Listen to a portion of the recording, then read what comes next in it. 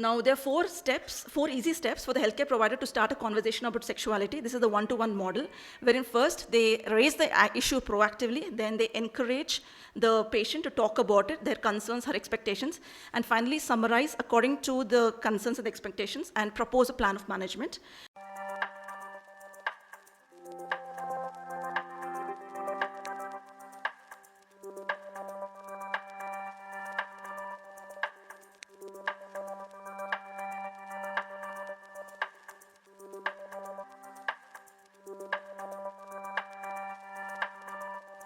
Good morning, everybody. Greetings from Mysore. So today, I thank all the organizers of IASMPMM for giving me this opportunity to talk on this topic of pregnancy and sexuality, embracing the changes and the challenges. Good sexual health is recognized as a critical aspect for a good quality of life and well-being. And Ragini ma'am's talk on this stress the importance of having a good sexual health. And women's sexual health is vital and very important at any age. And pregnancy and childbirth is a special period in the woman's life, which involves various physical changes, which is going to affect her sexuality, her partner's sexuality, and also affects the health of the couple's sexual relationship. Now, pregnancy, even though it might be planned, it is always accepted with ambivalent feelings.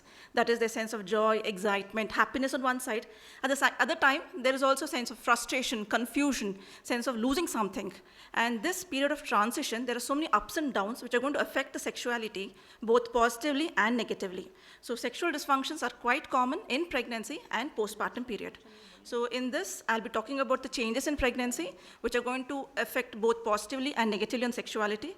Then I'll be talking about the challenges faced, mainly talking about sexuality, need of communication by the healthcare providers, what is the role of the prenatal educators and the counselings. So there are many studies to show the incidence of sexual dysfunctions in pregnancy.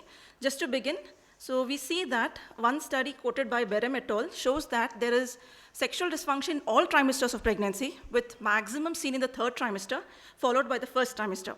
So there's a decrease in sexual dysfunction in the 2nd trimester, showing that the lady would have accepted the physical and the psychological changes in the pregnancy, and hence love would have rekindled between the couple. Sexual desire disorder is the most commonly reported in each trimester of pregnancy, and all these dysfunctions, they recover very gradually and slowly, extending into the postpartum period also. Studies also showed that sexual satisfaction declined with increasing gestational age and was more among the females, wherein there was 76% decline in sexual satisfaction in the 3rd trimester, followed by 55% in the males. Coital frequency also declined with increasing gestational age. Along with the desire disorder, we saw that there was also decrease in the arousals because of diminished clitoral sensation, lack of libido. The length of intercourse and the ability to experience orgasm was also variable. So I'll be talking about the various physical changes in the pregnancy that are going to impact sexuality both positively and negatively. We know that the pregnancy is divided into 3 trimesters. The first is up to 12 weeks, the second one to 28 weeks, and the third one beyond 28 weeks till delivery. So I'm going to talk the physical changes specific to each trimester, and there's going to be an overlap between the physical and the psychological changes. Now, initially, the absence of menstruation is taken as a positive impact on sexuality. However, nausea, vomiting, and fatigue. And we all know that this is because of the increase in the hormones. This is not pathological, but it is not pleasant, and it's shown to have a negative impact on sexuality. By the end of 12 weeks, so we see that the nausea, vomiting, and fatigue would have decreased, and this becomes a positive impact. She enjoys the sexuality. The pregnancy-induced hypercongestion is something which is present in pregnancy, which causes both advantages and disadvantages. That is, it's going to affect both positively and negatively. Because of pregnancy-induced hypercongestion, there is increase in lubrication, increase in blood flow to the clitoris. There is moistening, which is said to have given multiple orgasms. It has known to increase the intensity of orgasms. However, it is also known to cause hypersensitivity and vulvar numbness. And in 30% of the individuals, they reported difficult penetration. Moving on to the 3rd trimester, again, there was role of pregnancy-induced hypercongestion. Along with that, altered body image had a negative impact on sexuality. Just briefing about the various altering of the body effects, we see that there was enlargement of the breasts, hypersensitivity in the nipples, which caused physical discomfort. Colostrum leak was noted in the 3rd trimester. Varicosity of the limbs, the vulva, the hemorrhoids. Bleeding from the hemorrhoids was seen with anxiousness. There was physiological shortness of breath, the pains in the costochondritis, anemia and calcium deficiency worsened these pains. Then because of the growing abdomen, there was pressure of the uterus on the bladder resulting in frequent urination, and this wakened them in the night, resulting in insomnia. There was also associated stress urinary incontinence. Weight gain is normal in pregnancy, but it was not taken well by the women, and they also commented upon the edema of the discomfort or fear of causing some pain for the fetus. So it is the role of the healthcare providers to stress that fetal movements post-orgasm is normal and the baby is safe. Altered body image, we've already discussed. Whenever a lady experiences some adverse pregnancy outcomes, such as a miscarriage or stillbirth or some neonatal morbidity, this adds stress on the couple's relationship and negatively affects sexuality. Even though she has not had any adverse pregnancy effect, still the fear and myths are there, thinking that they cause harm to the baby and hence results in avoiding of the sexual intercourse during pregnancy. The social changes, that is, if she has a good work-life balance, good job security, good financial security, good relationships in the family, good support from the partner, then this all adds to the positive sexuality in pregnancy. Now, abuse relationships are quite common, and violence has shown to increase in these unintended pregnancies. This is probably because of resentment towards the unborn child, or probably because of insecurities. Now, it is the role of the healthcare providers to identify such pregnancies, provide them with education, care, counseling, and treat them so that it helps protect the women's health. Underlying mental health conditions such as anxiety and depression, they may appear or they become exacerbated during pregnancy, and they're often undiagnosed, undetected because of the overlap with the physical and the psychological changes. And these depressed women have decreased sexuality. And certain medications are used in treating of the depression, especially the SSRI. They are known to cause sexual dysfunction. Now, coming on to the challenges, talking about sexuality is the most important challenge. Now, communication by the healthcare provider regarding sexual matters in pregnancy is very, very important, and this depends upon the willingness of the healthcare provider to adopt a personal approach. It is very essential to address sexuality directly, and when the healthcare provider speaks openly about this sex with the couple, it gives a choice to the couple whether they want to engage in this subject or not, and also it gives them confidence to ask their own questions. And the studies have shown that the clients wish the healthcare providers brought about this topic, and they also said that 30% of the patients received limited counseling regarding sexual activity during the antepartum period, and most of the information, whatever they obtained, was mainly through family, friends, and the internet. And they complained that when they received it from the healthcare provider, they always felt the advice as insufficient.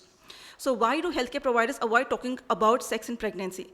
Few of them argued, saying that they did not want to invade into the couple's privacy. It was also observed that there was lack of confidence or skills among the healthcare providers, and many healthcare providers felt uncomfortable discussing about sexuality, and in some circles, these two topics of pregnancy and sexuality was seen as a taboo. Some commented as opening a can of worms. That is, they felt it as problematic because of the issue is sensitive and complex, and also there was constraints in time and expertise.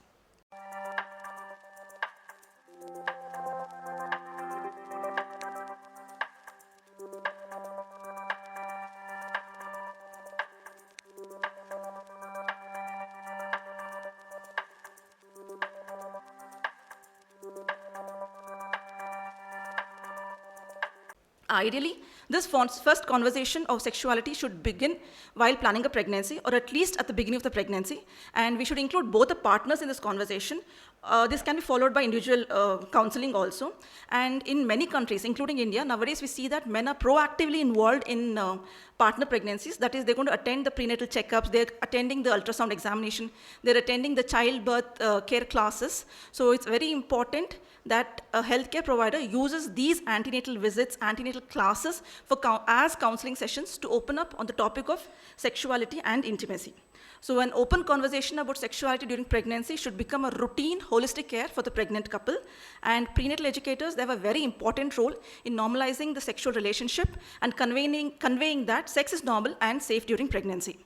So the prenatal educators, it's an important role for them in providing couples with educative material. It can be leaflets or handouts, wherein they're going to explain about the pregnancy changes which are expected, the duration of those changes, what are the possible influences of those changes on sexuality, what to do next, and how to promote a healthy sexual relationship. So this is one leaflet, and another example of another leaflet over here. It is also the role of the prenatal educators to advise the client or the couple on the various sexual positions, the alternative sexual positions, and what are the alternatives to penetrative sex. Just for the completion, there are the following alternative sexual positions which can be used. The cowgirl, wherein the pregnant partner is on the top, and this can be used in any trimester of pregnancy. The doggy style, or this allows the belly to be free and is more comfortable to hold the extra weight on all the fours. Spooning is wherein the partner lies by the side of the pregnant lady, and it allows physical closeness and comfort. Side by side is an alternative to the spooning, wherein there is more physical contact, kissing, and romance. Mutual masturbation lets them to connect with each other and also enjoy the heightened libido. The various alternatives to sex during pregnancy include cuddling, touching, caressing, massages. Massages can be in the form of either a hand rub, foot rub, or a whole body massage too. Sharing of the vulnerability. Masturbation is quite safe in pregnancy. It can be either individual or a joint masturbation. Sexual toys are safe, but there is always a risk of infection. So it's very important that these are disinfected prior to use. The prenatal educators, they also have to advise about the anal sex, oral sex, and the various precautions that has to be taken. Now, it is very important to address sexual concerns in the pregnancy. This is because they become a bigger problem in the future if they're not addressed now. Now, we see that few of the couples, they have premorbid sexual functions, and because of which gets masked because of this pregnancy low libido, and they feel that pregnancy is a convenient way to take a break from bad sex. Unfortunately, this is going to intensify their problem, and they're going to struggle later to regain the sexual life. So what might have been resolved through a simple discussion and reassurance will require a psychosexual therapy later. Also, if the healthcare providers are very comfortable in discussing sexuality and intimacy, it also helps the client to open up their relationship issues, and we can identify domestic violence situations. And this is very important in the case of high-risk pregnancies, because we see that the high-risk pregnancy itself has added a stress and strain on the relationship. And here it is very important the healthcare provider gives them information and reassurance about sexual activity. And if sex is not safe, it is very important that they encourage them about the alternatives, intimacy. Now, there are four easy steps for the healthcare provider to start a conversation about sexuality. This is the one-to-one model, wherein first they raise the issue proactively, then they encourage the patient to talk about it, their concerns, her expectations, and finally summarize according to the concerns and expectations and propose a plan of management. Now, the one-to-one model is based upon the different counseling models. Of them, the PLICIT model is the most commonly used to address these sexual issues. PLICIT stands for permission, limited information, specific suggestions, and intensive therapy, wherein the first three are used for the brief therapy, but the last intensive therapy is mainly for the intensive and is done by psychologists and sex counselors. So in permission, we see that the healthcare provider is going to develop a rapport with the client, and then he gives, through discussions, he gives permission to raise issues related to sexual concerns and helps in solving them. In limited information, we see that the healthcare provider is going to notice the limited information, that is myths, misconceptions, the lack of knowledge, and then he tries to address them by giving them leaflets, handouts, or educative material. In specific suggestions, the healthcare provider is going to, with his expertise, address these sexual concerns. The others are the ICE technique and the motivational interviewing. Now, we talked about sexuality, but there are certain conditions wherein the sexual activity is contraindicated. The first one is the unexplained vaginal bleeding of the placenta previa. Now, we've all read in Williams that whenever we see a case of placenta previa, there should not be digital examination. So probably this is the reasoning behind it. Preterm labor is actually not a contraindication, but however, if preterm labor has risk factors such as multiple sexual partners or they have asymptomatic bacteriuria, then it results in infection wherein their alternate pathway will be stimulated, resulting in labor. PPROM is an absolute contraindication. This is because there is a breach in the membrane resulting in chorioamnitis, or it can also result in infection of the fetus. Cervical incompetence is a condition wherein there is inherent weakness of the cervix, and any trauma can precipitate a labor. Cervical encephalitis is a condition wherein there will be suturing, that is, a foreign material is placed in the case of cervical incompetence, and whenever a foreign material is present, this further causes a risk of infection. Genitourinary infections, they are an absolute contraindications for sexual activity. In multiple gestation, we see that there are a combination of factors. That is the reason sexual activity is contraindicated over there. Now, there's not enough evidence to show that sex is an effective method for inducing labor. So mainly it depends upon the two hormones, that is the prostaglandins and the oxytocin.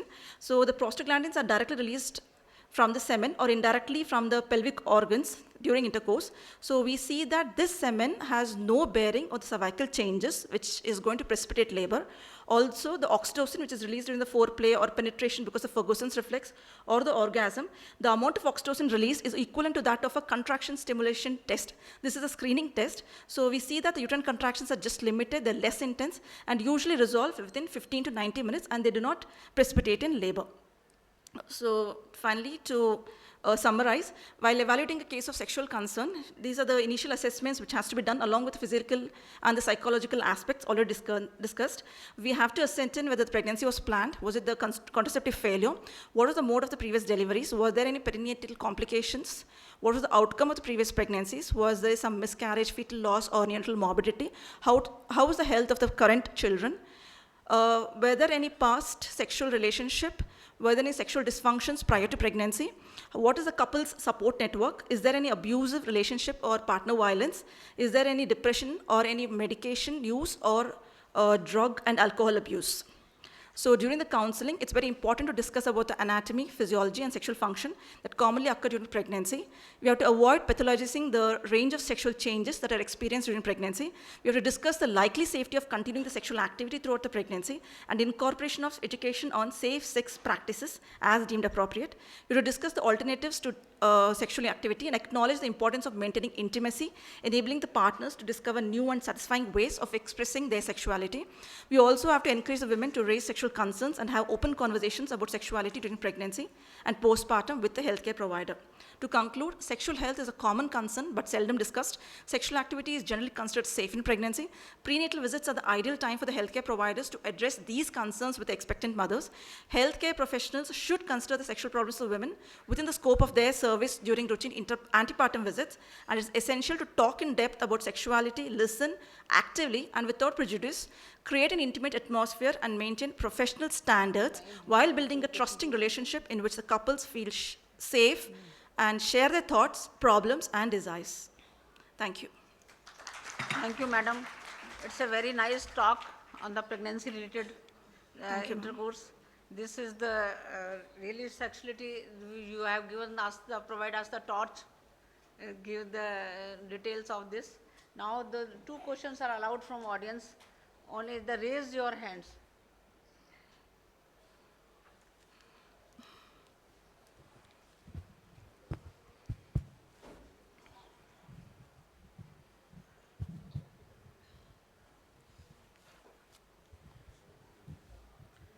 Hello.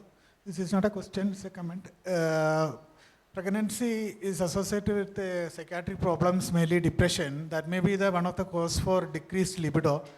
And another changes during, after delivery, there is an increased prolactin secretion that causes a decreased that's an inhibitor of dopamine. So it decreases libido in postpartum period. True, sir. Okay.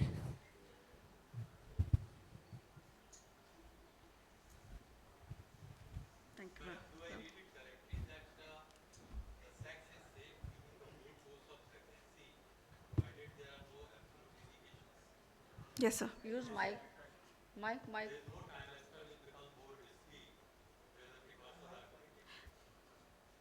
So if there are certain complications like vaginal bleeding in the early trimester, we do restrict the sexual activity. And in the final trimester, when there are unexplained vaginal bleeding, that is placenta previa, or there are recurrent infections, vaginal infections, or genitourinary infections, that is the time when we tell them to restrict the sexual activity. Ideally, it is safe. But which trimester is it doesn't really make any difference. So, sorry? Which trimester it is, all trimesters are equally safe. So if there are no complications and it is done, if we can educate them that what is the proper technique, usually it's not a contraindication. Sir. Thank you. So protected would be better, sir, because it's going to restrict the infections, but it depends upon the couple.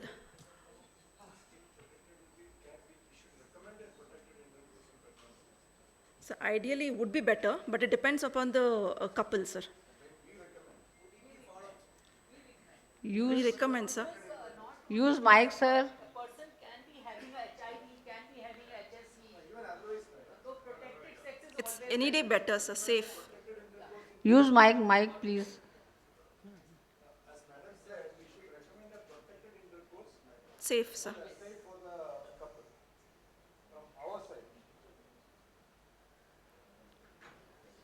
Thank you so much, madam. Thank you, ma'am. And we request our chairpersons to kindly felicitate our speaker. Please, ma'am.